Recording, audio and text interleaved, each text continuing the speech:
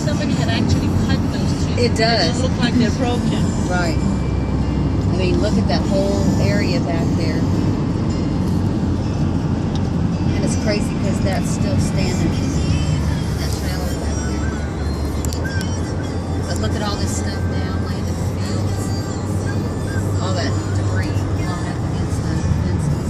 You know, it wasn't too strong. You just did the trees on this side. Right. But look at all the stuff that's blown down.